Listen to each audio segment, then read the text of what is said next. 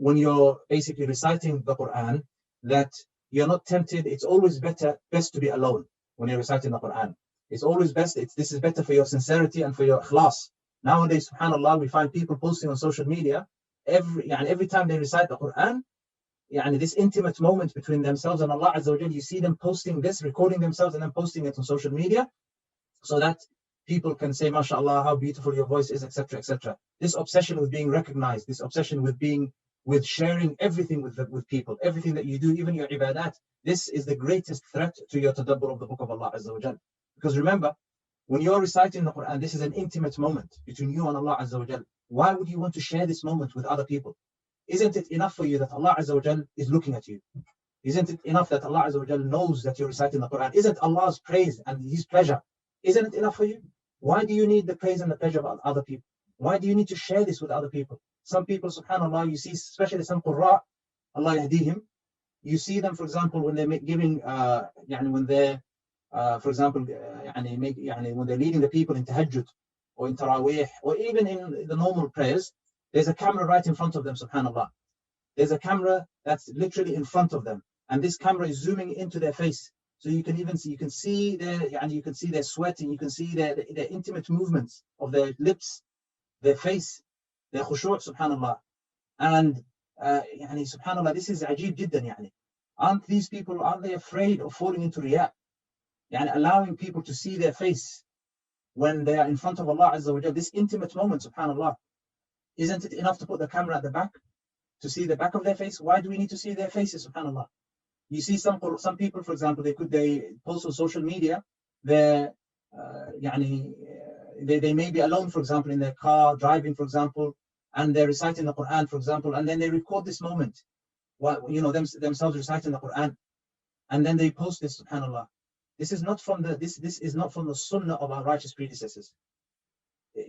Our righteous predecessors, subhanAllah, Sa'id ibn Jubayr radiallahu ta'ala anhu, one day he was sitting with his companions, and he said, أَيُّكُمْ رَأَى الْكَوْكَبَ الَّذِي انْقَضَّ الْبَارِحَةَ. He said to them, which of you last night saw the shooting star?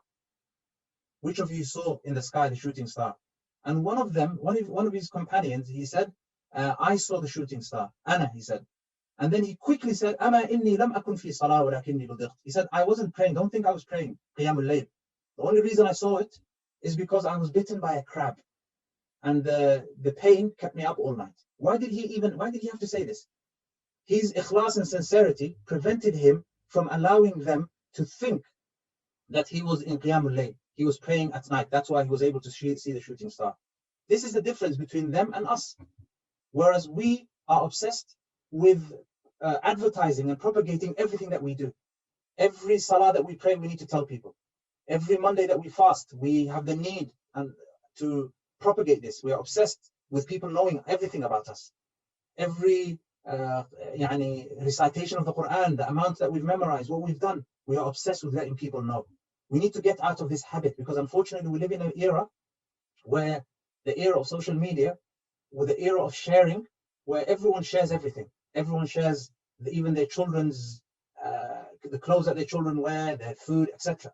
So your tadabbur is always linked to your ikhlas and sincerity, subhanAllah. And it's well documented that if your ikhlas, if you're not sincere for the sake of Allah Azza wa Jal, then your eyes will never become tearful for the sake of Allah Azza wa Jal. And even if they do, then these are tears that are not genuine.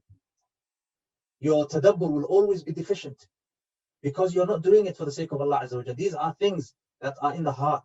Only Allah can see them, Azza wa Jal. No one can come to you and advise you and say to you, Akhi, taqillah, don't show off.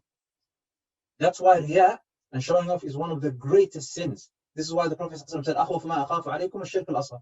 He says that I fear for you most الشِّرْكُ الْأَصْغَرُ, minor sin. And when he was asked about minor sins, he said, riya, showing off. Because no one can advise you. Every other sin that's apparent, people can advise you. If someone stops praying, for example, people can see he stopped praying, so they'll come and advise him. If someone starts to smoke cigarettes, people can advise him. If someone, for example, starts to وَالْعِيَاذُ بِاللَّهِ do certain, drinks alcohol or something, people can see, so they can advise him. But when you show off, no one can advise you. No one can come up to you and say to you, Akhi, fear Allah, stop showing off. No one can ever say that to you, because they don't know what's in your heart.